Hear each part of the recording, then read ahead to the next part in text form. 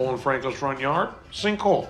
Every single time I turn on the news, sinkhole in South America, a bunch of South Americans getting sucked into the ground. Sinkhole de Mayo. Sinkhole de Mayo, that's why it's named that, because sinkholes happen in the summertime. So happy Cinco de Mayo. I don't even know what the hell it's for, to be honest with you. I know it's not their independence. I know that falls sometime in September. But you're talking to a guy who was born to a family where the second language on my mother's side was English, and on my father's side, their first language was Spanish, but I grew up more with my mother, but yet they didn't have the desire to teach us children how to speak Spanish for some reason. And they were born here in the United States. They just moved to Mexico, and then they had children, owned some businesses, and then they moved back to the United States here in Colorado where my grandma was born, and they never taught us Spanish. All I know is Cinco de Mayo is kind of like a Valentine's Day. Just another consumer holiday for Mexicans to go out, buy Mexican flags, put on their hoods, and go drive up and down Federal Boulevard, where if you're from Colorado, you avoid that area on Cinco de Mayo. It's crazy. Fireworks, more than likely gunshots, Coronas, people hanging out their window. At least when I was a teen, I haven't been around Federal on Cinco de Mayo for, gosh, years. So yeah, it's gonna be a crazy night, poor policemen. None of them are gonna get hurt or shot or anything. They're just gonna be pulling over a lot of drunk Mexican people, which isn't unusual, but it happens. I know that sounds kind of racist, and look, I'm Hispanic. I am just saying, every single culture loves to drink. We're not the only ones. Anyways, on that cringe-worthy note, I have a cringe-worthy video. And this just absolutely blew my mind away like none other. The first couple are kind of like to be not expected, but one of them I really think went, well, two of them went really, went too far. One of them I really do think is a killer. You don't just post some random shit like he did. But let me turn it over to somebody who can say and tell this story much better than I can, because this is some effed up stuff. So, I'm warning you, viewer discretion is advised on one of them. And if I'm laughing, it's just the male in me, the poop and fart jokes that guys like to tell. It goes beyond that. So, if that's not your kind of humor, trust me, this isn't even funny. It's depraved, so you're gonna have to listen to it. I'll tell you the minute mark. I'll make like another intro and tell you the minute mark if you just want to skip the other stories and go to this one. But yeah, it's pretty messed up. So without further ado, here we go. Beneath YouTube's veneer of colorful thumbnails, jovial ad-friendly content creators, and squeaky clean homepage lies a forgotten underbelly of video makers. There exists a motley crew of creeps, freaks, just downright unsettling YouTubers that have faced community outrage all the way to permanent suspensions as a result of their behavior. And in today's video, we'll be taking a look at some of the most depraved. From a kid-friendly content creator exposed as a degenerate monster, to a deranged criminal using YouTube to stalk his victim, to an unsettling YouTuber accused of being a kidnapper. These are the forgotten creeps of YouTube. Today's video is sponsored by Capital One Sheet and 70 million shopping.com/wavy. This story involves a disturbed stalker who used both Facebook and YouTube to harass a woman named Kristen Pratt. This man's YouTube stalking behavior would become so destructive that it would ultimately land him in prison. This is the story of Patrick Mashoni.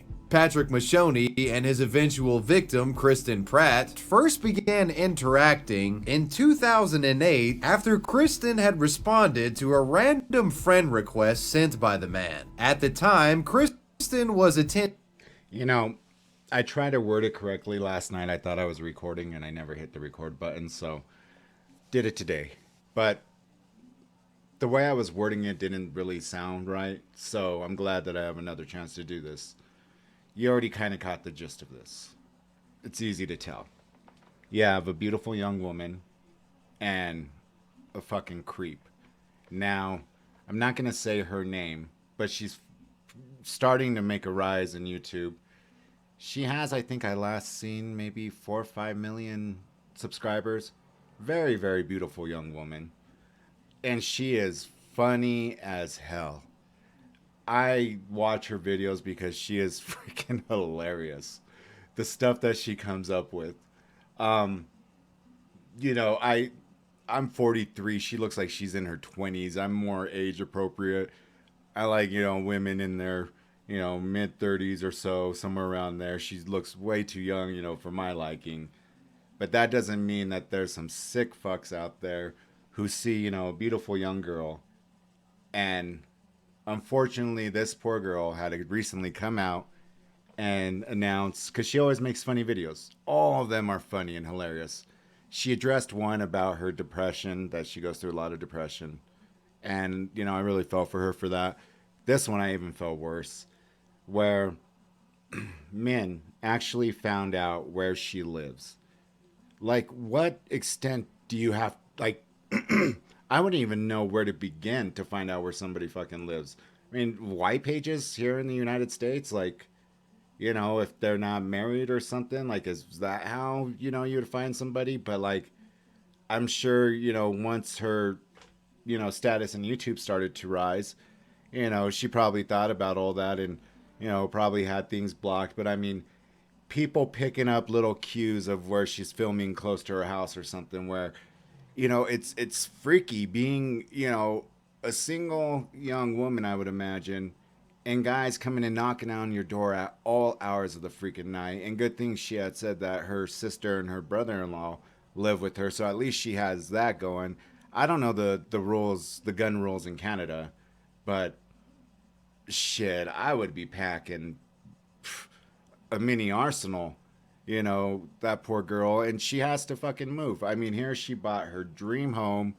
She put, from YouTube, and the clout that she got, she put all, and she's not one of those girls that goes on there, like with their shirts all the way down, showing cleavage, like, or there was that one girl who also was pretty cringe-worthy. I don't know any of their names, but was talking about like, oh, well, you can't afford $5 a month, for entertainment that I provide to you. Like, you're just sitting there. You're, on a scale of 1 to 10, about a 7. Yeah, you're going to have a lot of little horny teenagers liking you that are going to have to ask their mom or dad, hey, can I see your credit card? Why? Because this girl wants $5 if I want to keep on watching her? Go fucking mow a lawn, you little shit. Pervert. That's what I would do. But seriously, like, I know they get a lot of shit, and this isn't from my perspective, just from what I've watched. A lot of guys are like, all these girls got to do is go on there, be half, decent, good looking, pretty, show a little bit of cleavage, and then they get millions of views. Now, I'm pretty sure it goes beyond that because I don't view their channel, so I don't know, and I'm not here to criticize them. I have said this, and you will never hear me change my stance on it. What people do and how they make their money is on them. I don't suggest how people should spend their money, that they should donate it, they should, do this or that. That's their money. They do with their money as they please. But when you're trying to guilt trip young people that, oh, like, what, are you poor? $5 a month, you can't afford $5 a month. There's something wrong with you if you're doing that. This young girl that I'm talking about that's going to have to move and have everything on the down low even more. I hope she gets into a gated community or something because sick bastards, man. I mean, I've said it before. Tomorrow I have rehearsals for a project for the biggest movie to date. And I've always said, I don't care about getting famous. The thing that I strive for is money because I see in so many ways that I could do some good with, a lot of money. We do okay as a family now with what we do. And we could always do better. And we've always been very giving. But, to reach the pinnacle of, making movies, doing something that you enjoy doing, I could care the shit less about fame. I'm humble. Nothing's going to change that. But money-wise, I mean, I would love to, I worked for a nonprofit organization that, works with people, who have disabilities, who have records, who, mothers on welfare. There's so much good that could be done in the community. And I'm not trying to stray too far from this young girl, because here, she started a YouTube page. She made some money. She bought her dream home. All her dreams are coming true. And then these sick assholes are ruining it for her. And that's messed up. So this hit a chord with me. Sorry for the long talk, but I had to get that off my chest. You guys might know who I'm talking about. Don't say her name, if you do decide to comment. But she is funny as hell. She really is.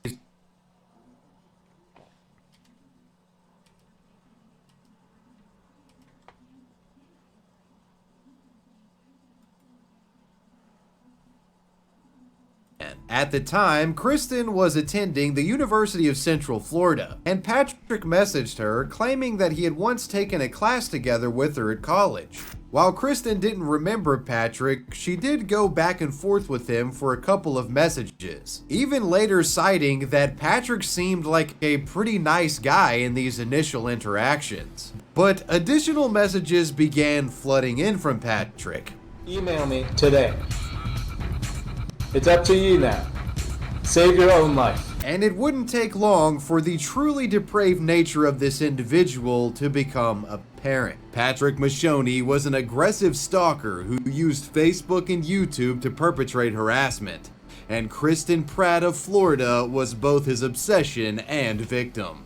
Despite Kristen not wanting much of an interaction beyond that first back and forth about them apparently being classmates, Patrick continued to incessantly message her. The man made obvious romantic advances towards the woman that she would ignore, and after being ignored, he would grow extremely aggressive. While most would move on after rejection, Patrick was a mentally unstable individual that became fixated on any woman that showed him attention, and Kristen responding to his initial message was enough for him to think that he had a chance with this girl. Disturbing messages quickly evolved into full-on harassment videos being sent to Kristen. Patrick would send these threatening video messages via YouTube. You don't want me for life, Kristen Pratt? That's a very, very unwise decision. Don't make me do something stupid. You're still playing games. All I'm asking, so let me over one night. You can't keep ignoring me. You can't. In addition to these videos, Patrick would incessantly call this woman, upwards of 20 times a day. Patrick had become obsessed with a delusional idea that he could perhaps win this woman over and they could move away and live on some remote piece of land and start a family together. When in all reality, Kristen hadn't reciprocated any messages with this guy outside of like the first 3 minutes of them talking back and forth on Facebook when he asked if they took a class together. And this stalking had gone on for months and eventually would evolve into over a year. Patrick would frequently get sexual in his harassment, making it clear that he wanted to see her naked, and once stated that if he saw her naked, it would help him stop thinking about death. I don't know if I can get vulgar here, but he wanted to just have me stand there naked, and that would be the best thing that he could think of. It would keep him from thinking about death for at least 6 hours. YouTube messages sent from Patrick at the time showcased the man's depravity. Sorry, Kristen, I've done too much. I try harder than the other guys. I want to tie your wrists together, strip you naked, secure your arms above your head, blindfold you. The man would even send veiled threats on Twitter. Quote, "It's up to you now to save your life. I have no option." As these messages began escalating to near constant threats, she would reach out to authorities hoping someone could intervene in this matter. However, initially, police provided little assistance, stating that because Patrick hadn't gone after her physically or showed up to her workplace or residence, that he posed no imminent threat. With no intervention from law enforcement, the cyber stalking intensified, as Patrick continued to send YouTube videos to Kristen in which he would describe his sick and twisted fantasies. Quit wasting my time. Look me in the eye and talk to me like a person. Anyone who stands in my way will be guilty of treason. And eventually, harassment would get physical, with the man showing up at her work. At one point, Patrick would videotape himself in front of Kristen's workplace, and even briefly chased her car on camera, the woman not even realizing the person filming was Patrick. She would later be made aware of this video, and in light of this disturbing breach of privacy, Kristen was finally able to get the attention of authorities and was granted an injunction by the courts against Patrick. This injunction essentially a restraining order commanding the man to stop contacting her. However, unsurprisingly, this threat of legal punishment didn't stop Patrick's unwanted advances. He fully ignored the court injunction. Patrick had grown convinced that being with Kristen was his fate, and he used this delusional belief to personally justify breaking the legal barriers that Kristen had tried to set up to avoid him. He refused to be ignored and continued to show up to her workplace. The man escalated things further, showing up to her college campus as well. Kristen was so desperate to get away from Patrick that she would frequently change her appearance so as to not be recognized by him. It seemed as if nothing would stop him, but eventually Kristen would catch a break.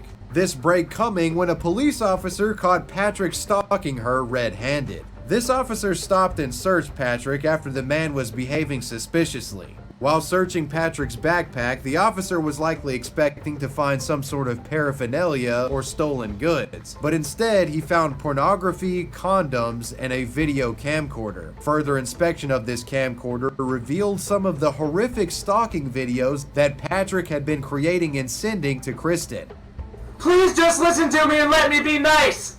We need to talk face to face. The camera also contained newer unreleased videos that had been recorded outside of Kristen's workplace. These videos concerned the officer, who then looked up Patrick's name in state databases. When the officer searched Patrick's records, he discovered that the man had been served injunctions and had police reports associated with his name related to stalking Kristen. This officer was convinced that if something wasn't done immediately about Patrick's stalking behavior, he was going to hurt Kristen. So the policeman would present his findings to the state attorney, who would then work on getting a warrant for the man's arrest on account of his stalking behavior and violations of his previous injunctions. Finally, Patrick Mashoni, who was 24 years old at the time, was eventually arrested in 2011 for his harassment of Kristen Pratt. During court, Kristen testified against her harasser, confronting her cyber stalker face to face, testifying to the court that in her view, Patrick was an unrelenting psychopath who wouldn't stop unless he was locked up.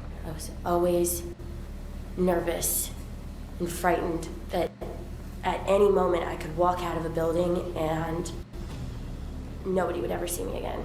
I know what's gonna happen. He will kill her. Patrick's defense argued that the man was overcome with mental illness during his stalking spree and blamed his actions on untreated psychiatric issues. Patrick himself would address the court and apologize for his behavior, claiming that he didn't remember making many of the disturbing communications issued to his victim. I want to apologize to her, definitely for scaring her. I honestly don't even remember. The man would later be found guilty. State prosecutors were seeking a 15-year sentence, arguing that Patrick was a danger to society and it would be a benefit to the public if the man was locked up for as long as possible. However, the state was only able to get a fraction of the time they requested.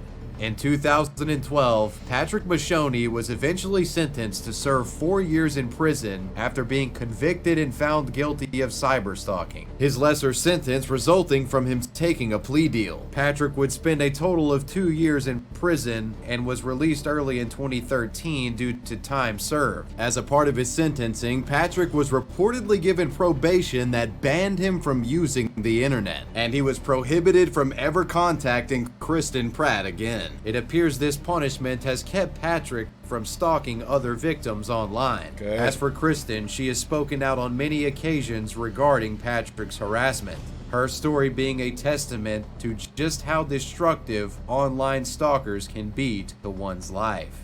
That was the story of Patrick Mashoni.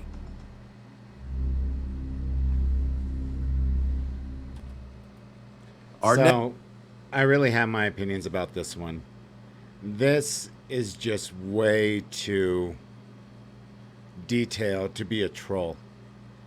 And when you listen to the story, you'll see exactly what I mean. This just is not a regular troll. Perhaps he is a local that took offense to what the father said, but when you listen to the circumstances and then everything else that the police found, This goes beyond trolling in my opinion, and I think he is a flat-out suspect. Next story details an unsettling online true crime controversy involving a man who uploaded a disturbing video to YouTube. A video that led many to believe that the uploader was an at-large serial. One more thing, unless I was misguided, because this video has circulated so many times, the original background music was Pretty Woman walking down the street, pretty woman, the kind I like to meet. That was the original music in the background. I don't know if they changed it for copyright purposes on this particular video, but that's the one that's always been playing anytime I've seen this video. Killer or kidnapper. This is the story of Mr. 112 Dirtbag.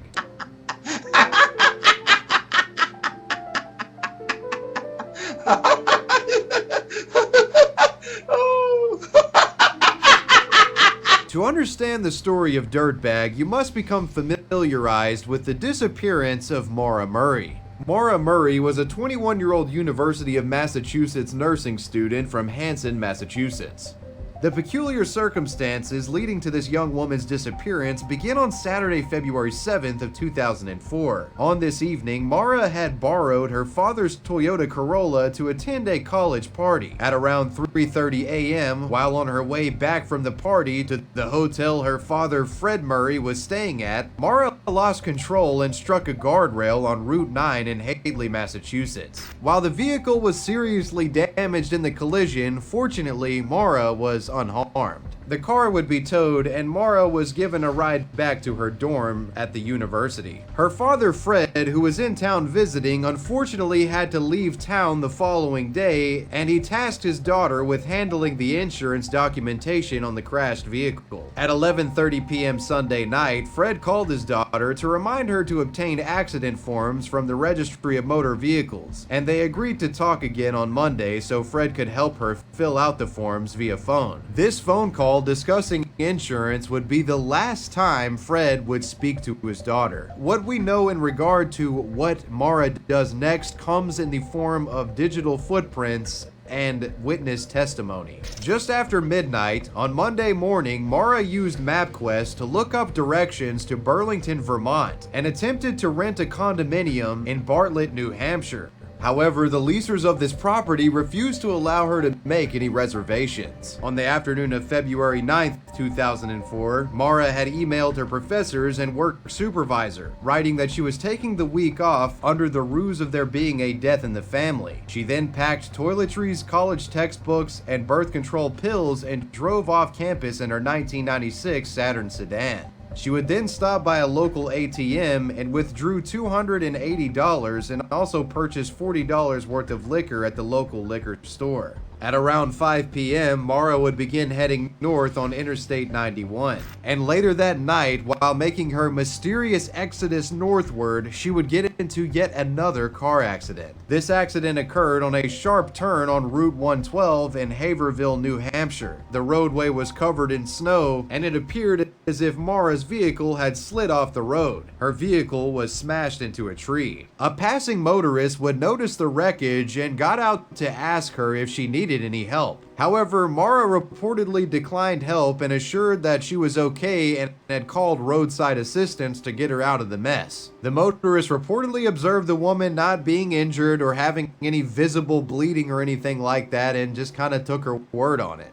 The Good Samaritan then returned to their vehicle and headed home, but later reported the accident to emergency services. However, when law enforcement would eventually arrive at the scene, Maura was nowhere to be found. Upon searching the vehicle, they found the car to be completely totaled. Airbags were deployed, and a smashed case of wine was in the back seat. All of her belongings were also inside the car, except for her cell phone, a credit card, and a debit card. Officers extensively searched the area of the crash site for Maura, but couldn't find any trace of her except for a rag that was believed to have been part of Maura's roadside emergency kit. That rag was curiously found stuffed into her vehicle's muffler pipe. Police would trace the vehicle back to Maura, and when questioning the family, they discovered the emails that Maura had made to her professors, and they confirmed with the family that there hadn't in fact been a death in the family, and she had made up this ruse for whatever reason. The situation was immediately considered a missing persons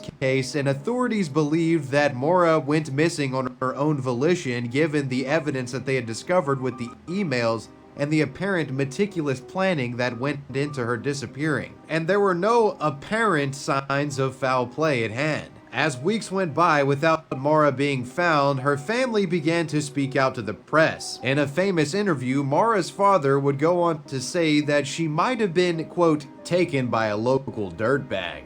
The disappearance of Maura Murray is considered by some to be the first true crime mystery of the social media age, as early true crime websites like Web Sleuths got their first big pop of visitors documenting Maura's disappearance. Many MySpace and Facebook accounts dedicated to solving the mystery were created as well, with the whole topic becoming a sort of viral online news event. But unfortunately, even the collective power of the internet couldn't crack this case. After years of searching to no avail, and her credit and debit cards never showing any signs of usage, the case was transferred to the New Hampshire Cold Case Division, and was treated as a suspicious missing persons case and continued to be a complete mystery. Her disappearance made little sense, and many theories were thrown around in an effort to explain it. Some thought that Maura may have attempted to walk to her destination on foot, but got lost in the process. Keep in mind, there was alcohol in the vehicle. Others had more sinister explanations, believing that Maura was kidnapped by an opportunistic killer traveling the roads. Whatever the case, nobody could provide any solid evidence that could prove these theories. However, almost 8 years after the disappearance of Maura Murray, a YouTube video would be uploaded to the site. A video that convinced thousands that Maura had been kidnapped, possibly even murdered by a serial killer. And this man was still at large. On February 8th, 2012, a video would be uploaded to a YouTube channel known as Mr. 112 Dirtbag. This video was a little over a minute long and featured a middle-aged man eerily laughing while staring at the camera.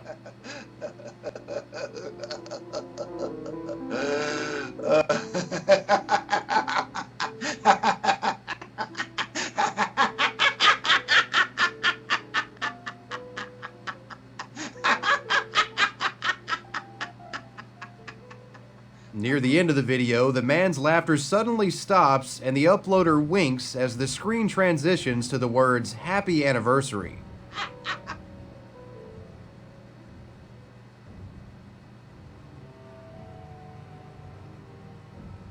Performing a surface level analysis of this video, one might leave it thinking it nothing more than a video of a man trying to be creepy on YouTube. However, when one is given a bit of extra context, the implications of this video's creation become far more sinister. Some of the more observant would make the connection that Mr. Dirtbag's happy anniversary video was uploaded to YouTube on February 8th. Which just so happened to be a day before the 8th anniversary of Maura's disappearance on February 9th. Additionally, people were quick to point out that Mr. 112 Dirtbag's name was likely a reference to the quote given by Fred Murray during news interviews regarding his daughter's disappearance, where the man claimed that she might have been taken by a local dirtbag. Also, the 112 in the dirtbag name seemed to have been a reference to Route 112, the highway where Maura disappeared. Was this Maura's kidnapper publicly bragging about his involvement in the young woman's disappearance?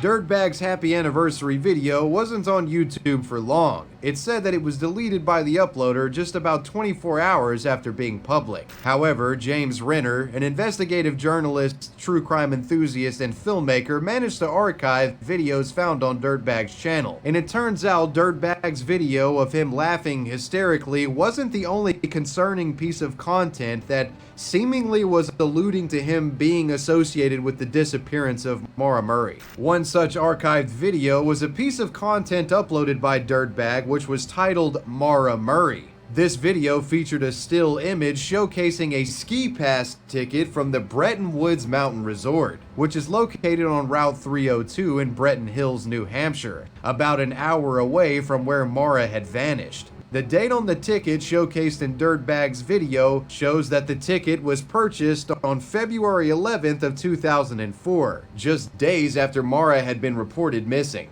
James Renner, who became one of the most prominent true crime figures to follow the Dirtbag story, suspected that this man may be linked to the disappearance or even murder of Mara Murray, and this was a sentiment shared by many online at the time.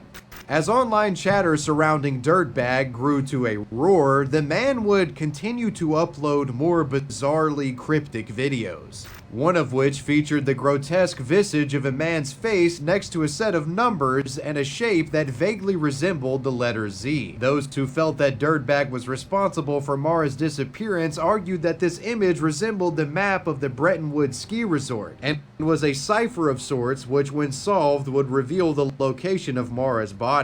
Around this time, Dirtbag would also post videos that seemingly didn't have anything to do with Mara, which were just him playing the electric piano. But then following these videos, he would upload something that contained imagery like this, that only fueled further speculation into him being a killer or kidnapper of sorts. Eventually, Mr. 112 Dirtbag's videos would be reviewed by the New Hampshire Attorney General's office. Authorities would perform a rigorous investigation into Dirtbag's content to see if there was any truth to this deranged uploader being responsible for Mara's disappearance. And to the disappointment of anyone who was seeking closure in regard to this story, it was determined that Mr. 112 Dirtbag was a phony, and his laughing video essentially a hoax. According to a report from James Renner, the individual behind the Mr. 112 Dirtbag channel was identified as Massachusetts man Alden Olson. Being from Massachusetts, Olson was very familiar with Mara's case due to him being in relatively close proximity to most of its developments. Alden Olson, aka Dirtbag, would never fully elaborate as to why he created his extremely disturbing happy anniversary video.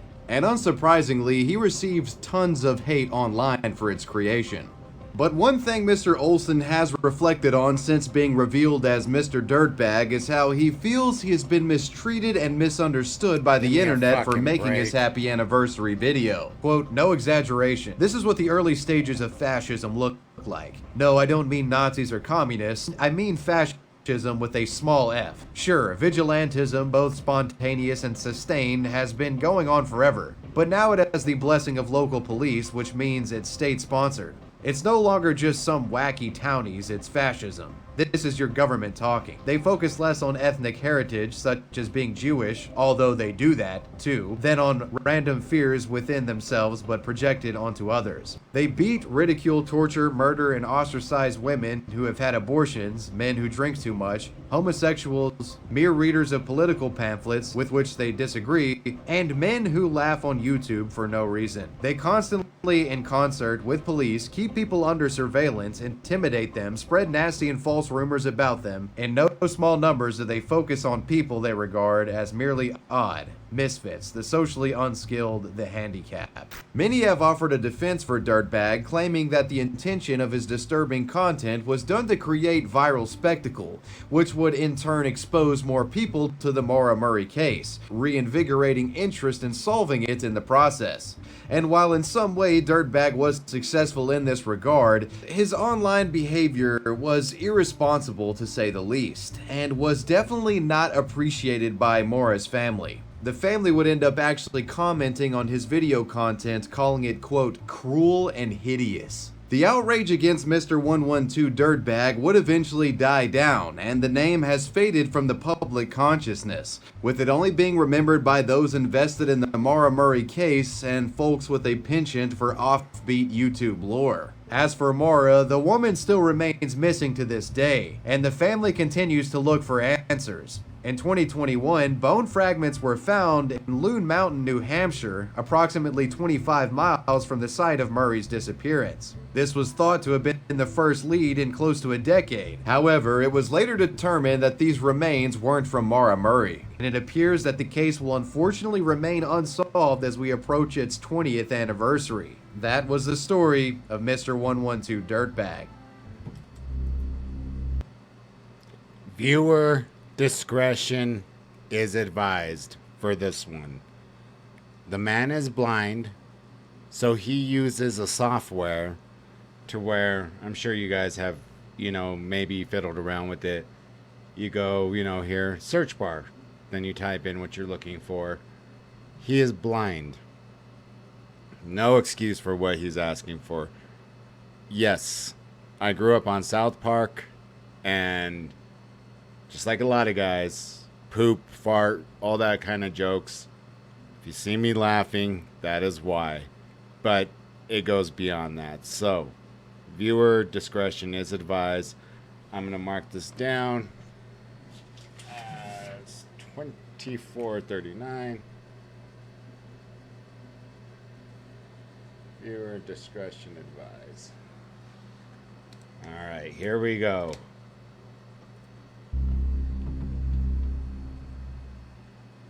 Our next story is the disturbing tale of Robert Rehan, a man who serially requested people on YouTube to send him videos of them shitting. My name is Bob. I have viewed your explosive diarrhea video in McDonald's. Just curious to know where that was at. The story begins back in 2009. Robert Rehan, or Bob, was a 52-year-old man who worked at a Detroit, Michigan school for those with special needs. Curiously, Bob actually suffered from a disability of his own, and he was completely blind in both eyes, apparently having to be guided by a seeing eye dog when traversing in public. But it's not Bob's IRL day-to-day activities that we're interested in discussing. It's his online behavior that got him into this video. Using his personal computer, Bob facilitated the use of voice commands and a text-to-speech software called Windows Eyes to surf the web, with the man watching and listening to videos which contained sounds that he found interesting. Bob was said to have been a fan of aviation and weather videos in particular, thanks to the dynamic sounds that come along with those two fields, jet engines and thunderstorms respectively. Thus far, And those sounds are cool. So see, I have insomnia. I have really fucking bad insomnia. I could go 3 days without sleeping, period. My eyes will look like if I smoked a bowl, and I hate smoking weed. I hate smoking weed so much that I even went to a weed shop here in Colorado, in Denver, because of course it's legal everywhere, and asked him, do you have weed that is not going to knock me on my ass and make me feel like I'm going to piss myself? Just weed that'll help me sleep. Oh yeah, we got that. It didn't do shit. No, I'm not shit talking people who smoke weed, man. Hey, I see the benefits for some. But, man, insomnia is a pain in the ass.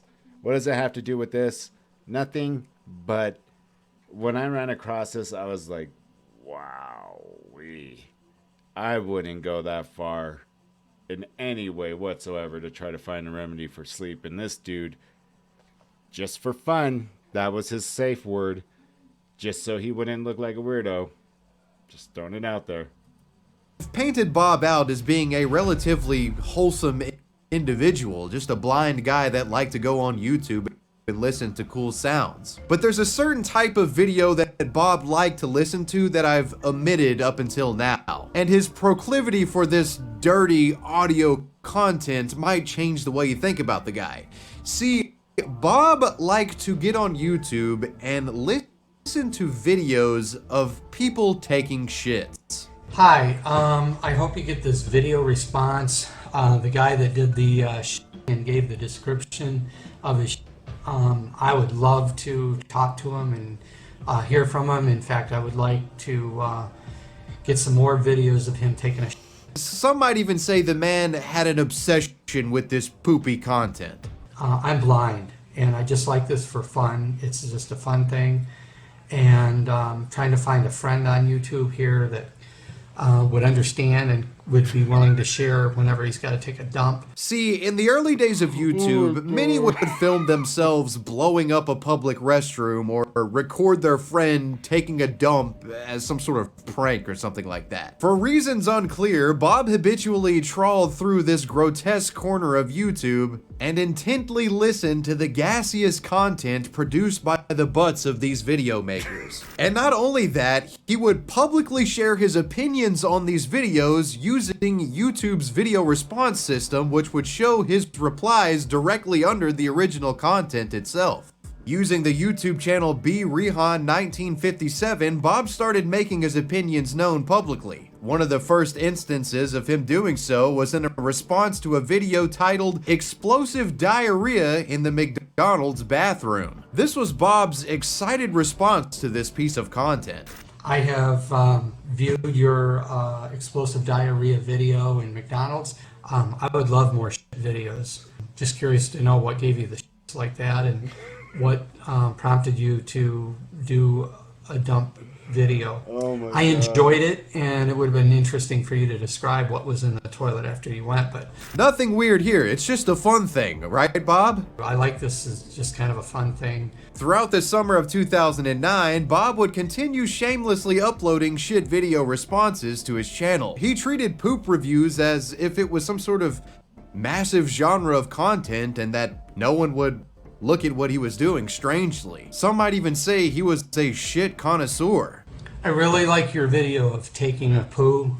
The audio quality is just really superb. I'm blind. I kind of liked hearing you take a shit in the toilet. Typically in Bob's response videos, he would have a plethora of questions for the original shit poster. First, he would inquire if the pooper was in fact the person taking the crap in the video, due to him not being able to visually confirm this because of his own impairment. Were you actually taking a shit or not? I'm a blind person, and I would have liked to heard you taking a dump too, as well as talking and stuff. Bob also wanted the uploaders to describe what the feces looked like after they had relieved themselves, along with a count of how many turds were in the toilet bowl.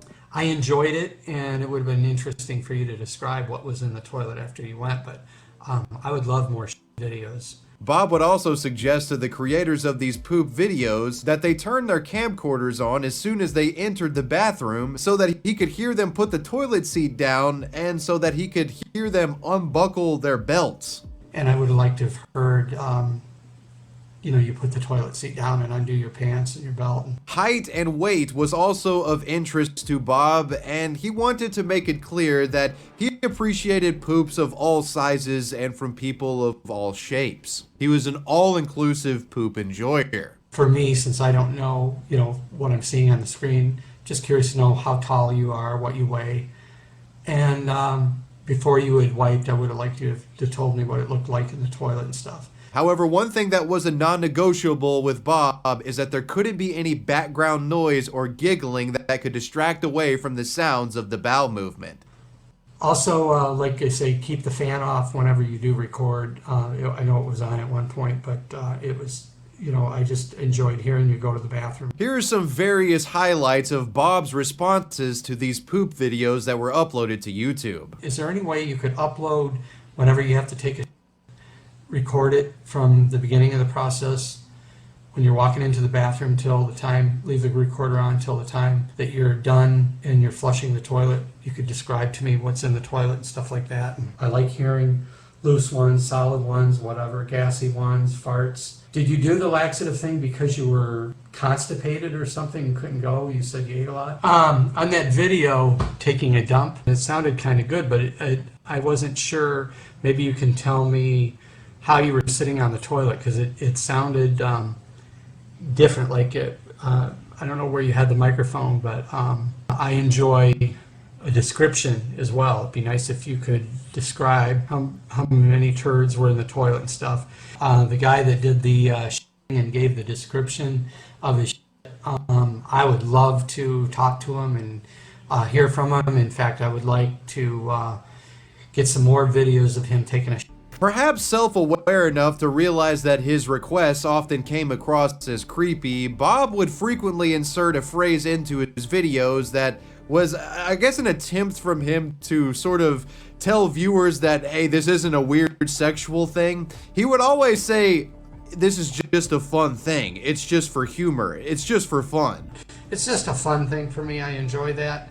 Bob was so invested in these poop videos uploaded to YouTube, he would often make the mistake of sending the uploaders of these videos his phone number and email address so that he could hopefully get in contact with them to give them specific instructions on what they should do in videos. And this resulted in his personal contact information being plastered everywhere online. And spreading his number was a decision that would come back to haunt him later in the story. Anyways, it's said that Bob was quite intrusive in regard to trying to get in contact with poop video uploaders. Take for example the unwanted reverence shown to a poop video uploader known as Zigzag Zippy 05. Zigzag Zippy once uploaded a video titled My Dump of the Day. Bob would consider this video the gold standard of poop videos and often cited it in his video responses as an example that other poop uploaders should copy. If you go to My Dump of the Day, if you put in the search box on YouTube, My Dump of the Day, I had to take a poop. Zigzag Zippy 05 did those. That's kind of a good model of how I like the videos. Bob was such a fan of Zippy's shit videos that he managed to track down the uploader's personal MySpace account and attempted to follow the guy. Freaked out by this, Zippy blocked Bob. This block resulted in Bob discussing the block in a public YouTube video where he calls out Zippy for it. In this video, he assured Zigzag, who he refers to as Jeremy, that this again was all in good fun and stated that he was disappointed that he had been blocked on MySpace. Jeremy, this is Bob. Like everybody else, I want to have fun, and I have expressed particular interest in your videos or poop videos, whatever you want to call them. It's all in fun. I like poop humor. Somehow or other, you took things the wrong way, and you blocked me out of your MySpace page, which I'm disappointed in, because after all, you do say on there that everyone takes a poop, which is true, and we're both guys, and I just happen to enjoy hearing you take a dump. In fact, I tell other people.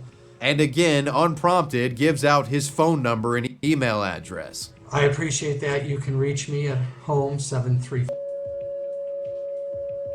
And unfortunately, things only get weirder after the pushiness with Zigzag, as Bob would eventually stumble across a poop video created in 2006. This video was made by an individual who was allegedly in 8th grade at the time of it being created back in 06. The creator went by the YouTube name Sopatron. The B. Rehan 1957 account would send a plethora of creepy messages to this uploader. I don't know if you realize how much that shit you took is appreciated. I bet you felt better afterwards. Then it sounded like you dropped a few good-sized turds. Call me at home. Want to talk? Please call me. What grade are you in now? Am very glad that you had no shame about having to It's a natural thing we all have to do. I just happen to enjoy hearing someone do it. You're respected for it. Call me at home, please. Have some good ideas and suggestions. You can call me anytime you feel the urge to crap. You can even send me a video to my email. It would be greatly appreciated by someone who's blind and can't hear. Call me, please. Am blind. I am blind and like hearing it. I like it. Call me. When Sopatron wouldn't respond to Bob's requests, the man would upload a video directly asking him for poop content. This was Bob's video in response to Sopatron's I Poop video. I really like this video, I Poop. I don't know the guy's name that did it, but I really would like to talk with him and share and compare and whatnot. And checking your website here lately, so A part of me wants to say this, he's just fucking around, right? He's just joking. Oh my god. Does it take away from the creepiness that he's blind? Wanting so much descriptiveness, like, yo, when I took out my pants, my junk hit the water. That's all right, I moved it out of the way and just exploded. I mean, yes, granted, everyone takes a dump. All of us do, except Kim Jong-il. He works so hard, it just, goes out of his pores. Just like on the interview said. But, no, I'm fucking around. But, this is not right. This is not natural. I've never asked a single one of my friends, like, yo, dude, you don't be fucking funny. Send me, an audio clip of you taking a shit. That would be so fucking hilarious. And we did some stupid ass shit when we were younger. But, I mean, this is just beyond fucking... I don't get it. Patron. I've seen a lot of good crap videos out here, but I've seen a lot of bad too. And I would like James or whoever it was to share more of his shits and stuff, and and even, like have the recorder on.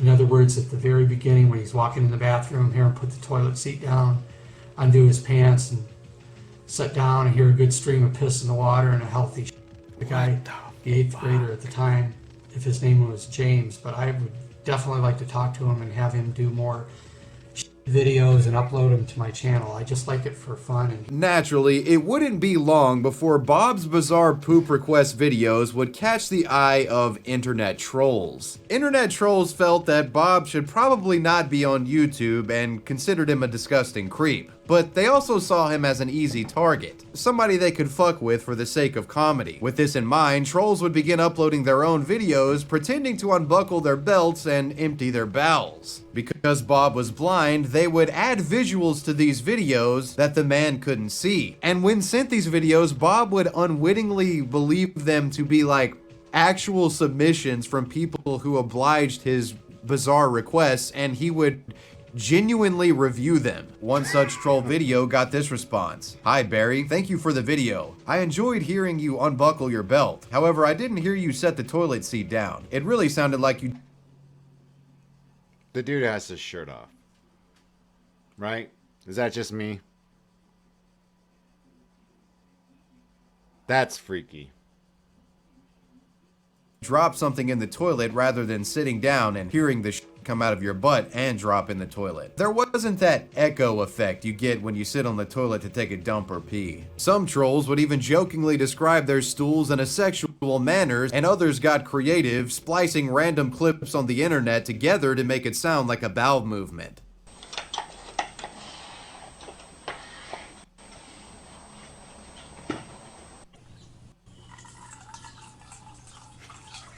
That's awesome.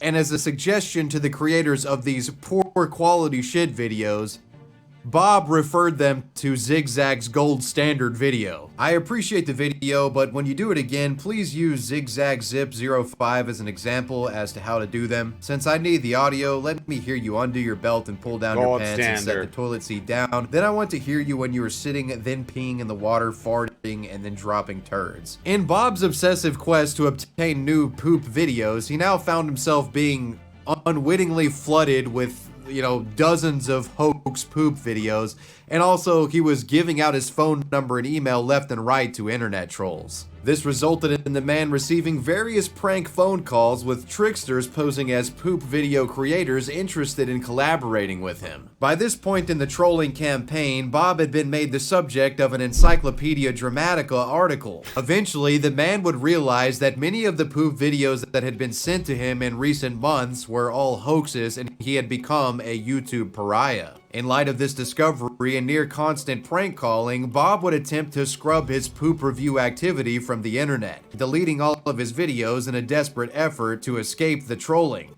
Around the time, he sent the following message to a viewer detailing his explanation for the removals. "Hi Drew, I will try not to leave, but I don't deserve being harassed and accused of being a I only regret that I felt a little too comfortable and gave more information not knowing that it was getting to the individuals doing the videos and that these assholes get it and try using it in a way to wreck my life. In fact, there's one person who somehow got my videos after I deleted them and has put them up on his site. I have told him politely that what he has done is wrong and that he wouldn't appreciate it if it were done to him. I hope he takes it down. I feel like crying. All I want is a friend to try to understand and have fun with, and who will share letting me hear him taking shits in the toilet. I indicated this in all the videos. Also, how can I get my information off of Google and Wikipedia? What Bob would soon have to come to terms with is that the internet never forgets. Trolls had archived his videos and would re-upload them just as fast as he could delete them. This resulted in Bob sending takedown requests to some of these re-uploaders via direct messages.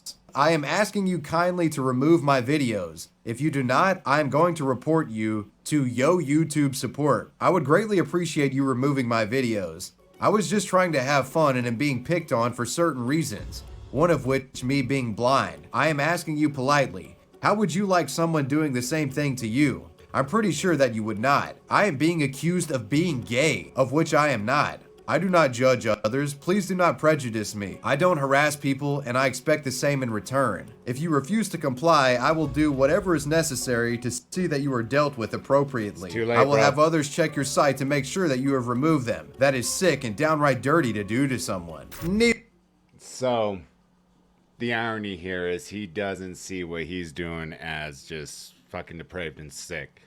So, you're actually going to call Google support and be like, look, I've been requesting videos from people, you know, to describe to me when they walk in the bathroom, how they unbuckle their belt, you know, which way does their junk fall, you know, when they pull down their underwear, how far, you know, when they sit down, does their junk hit the water, does it not hit the water, I don't know.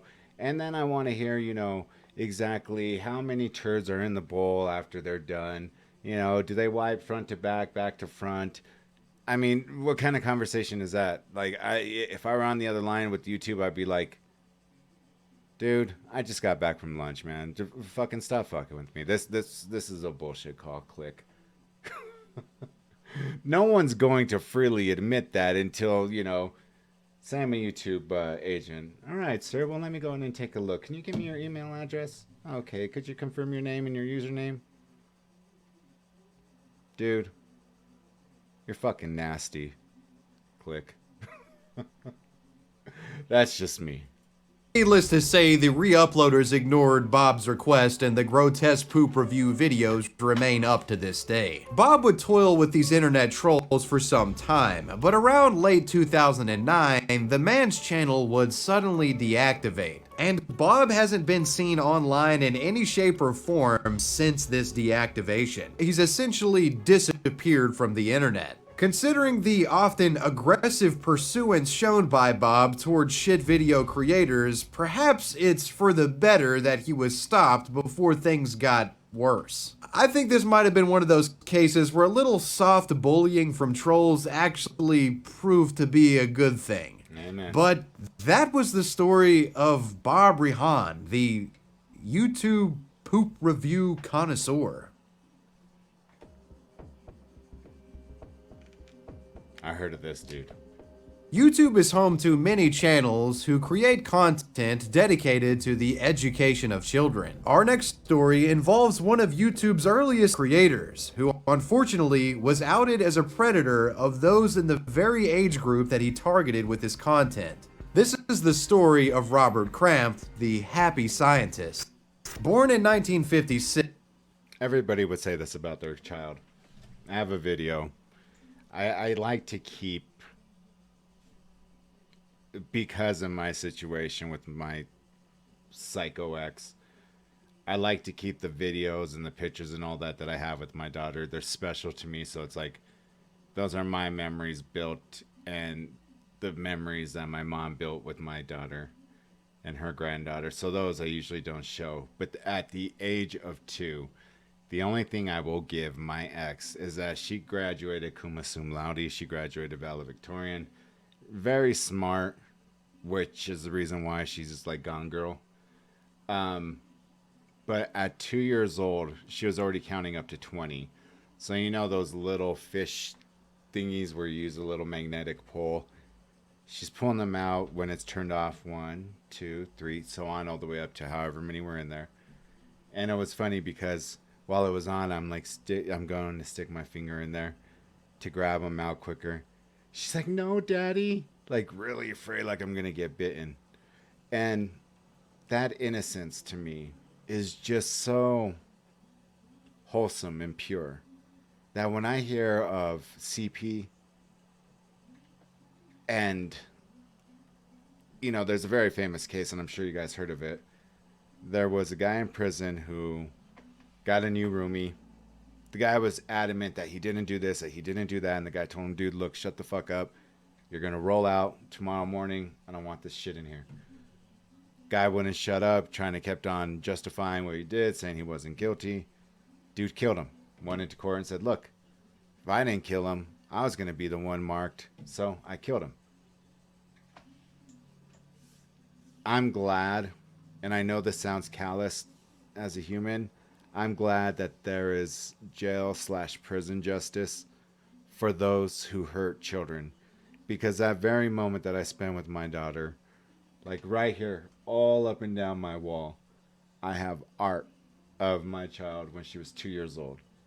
And if you were to walk in this room, it's, you know, it's a studio more or less. You'd be like, wow, that's really out of place. That looks all weird. But no, it's just her scribbling, outlining my hand, putting stickers on a bunny that, you know, looks like a deformed bunny, you know, radioactive Chernobyl bunny. But there were memories of her and I, and just the innocence there that these sick fucks would exploit.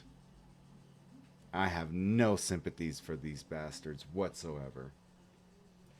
6, John Robert Krampf developed a fascination with science at a young age. Like many children, Robert was first enthralled with dinosaurs and paleontology, his interest in the extinct creatures being piqued after his parents took him to see the 1960s cult classic Dinosaurs. Robert's love for science blossomed as he grew, involving the young man becoming knowledgeable about chemistry, biology, and meteorology early in his life. Supported by his family in his pursuit of scientific ventures, Robert was eventually enrolled in college and studied at the University of Tennessee, where he would pursue a degree in geology. After graduating, Robert hit the road and became a sort of traveling educator. During this time, the man developed showmanship skills and an act that became popular. The act essentially involving him showcasing various scientific theories and phenomena in a spectacular and performative way not all too different from that of a magician. The only difference being that Robert didn't deal in the arcane, he was actually performing interesting scientific phenomena and showing theories in action to people. He was a master of edutainment, if you will. But for an experiment, I become involved in the process. I control things. In this case, I can control the time span. So I can give that rock a little nudge.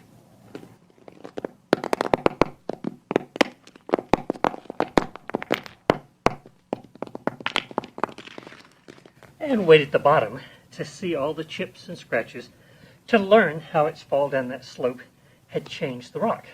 Robert's performances proved successful with crowds and eventually resulted in him getting a tour, with the man becoming a pop science icon in the process. Robert would appear frequently on television throughout the 1990s and was considered a star amongst science educators. Robert would tour the country with his whimsical science act for close to 7 years, eventually stopping in 1994 with the man getting a job at the Museum of Science and History in Jacksonville, Florida. In 1997, Robert switched to a more hands-on teaching job and went back to work as an educator, visiting around 180 schools a year performing for children and other teachers. With the turn of the century and the rise of online video, Robert Krampf saw an opportunity to get his lectures out to an even more vast audience. In 2006, Robert would begin making and uploading science-related videos to a YouTube channel under the name The Happy Scientist.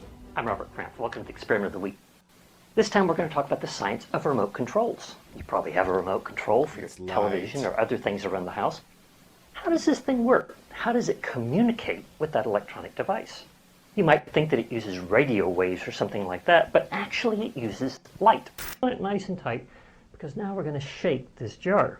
No, we're not going to shake it all over the place. What we want is nice, slow. Two things that have opposite charges will attract. They stick together. Through these videos, Robert garnered close to 8,000 subscribers in the early days of YouTube, and boasted an even more impressive video view count, with one of his lectures garnering close to 1 million views. The man also developed a website that helped catalog his videos, and he posted these YouTube clips across various sites to expand his brand. The Happy Scientist brand would become well known in the online community. When a school or parent needed a fun science video to show to children, his channel was often one of the first places they would go. It really seemed like Robert, the Happy Scientist, could do no wrong. He was like the cheerful, jovial Bob Ross of science content. He had a decades-long legacy of educating others and helping the youth develop a passion for science. However, what we'll find is that Robert wasn't a man free of sin, he was simply really good at hiding it. Now let's fast forward about 15 years into the future. As the COVID-19 pandemic began to hit its peak in the summer of 2020, Robert's world as a science educator would begin to unravel as dark secrets kept hidden by the man would be brought to the surface for all of his scientific peers and the rest of the world to see. According to authorities, in September of 2020, Robert shared digital files containing explicit images of prepubescent children with an IP address that was part of an undercover investigation helmed by the FBI. As a result of this, authorities obtained a warrant and searched Robert's home in Utah. In their investigation, authorities found thousands of images and lewd videos of children in more than 20 hard drives, including a 4-terabyte hard drive, while searching Cramp's home in Kane County. According to reports, some of these images featured children as young as 4 years old. Quote, "We opened 2 or 3 of the folders out of thousands and were quickly overwhelmed. It was so egregious. Immediately, you know it needs to be analyzed by the FBI Computer Forensic Lab, so we packaged all the evidence to send to Salt Lake City," one detective said. It was also found that Robert had been engaging in this disgusting CP content for years, with none being the wiser that the happy scientist child educator was actually a depraved child predator. This sting operation led to Robert, who was 64 at the time, being arrested and charged with knowing and receiving and possessing pornographic images of a minor who had not attained 12 years of age. Shortly after his arrest, Robert's YouTube channel was permanently suspended. In March of 2021, Robert pled guilty to 1 count of receipt of CP. After striking a plea agreement, prosecutors agreed to dismiss 1 count of possession of CP in exchange for this guilty plea. In the end, Robert Cramp was sentenced to serve 4 years in prison. That's it? This story is yet another disturbing example of a YouTube content creator who appears wholesome on a surface level, So he's only out to this later year? be revealed as a disgusting Or next predator. year. That was the story of the happy bastard. scientist. Well, you made it to the end. Those were the forgotten creeps of YouTube. Let me know what you guys thought about this video down below in the comments section, and let me know who or what you want me to talk about next. I want to give a major shout out to my patrons. I appreciate you guys. Wavy Web Surf out. Peace.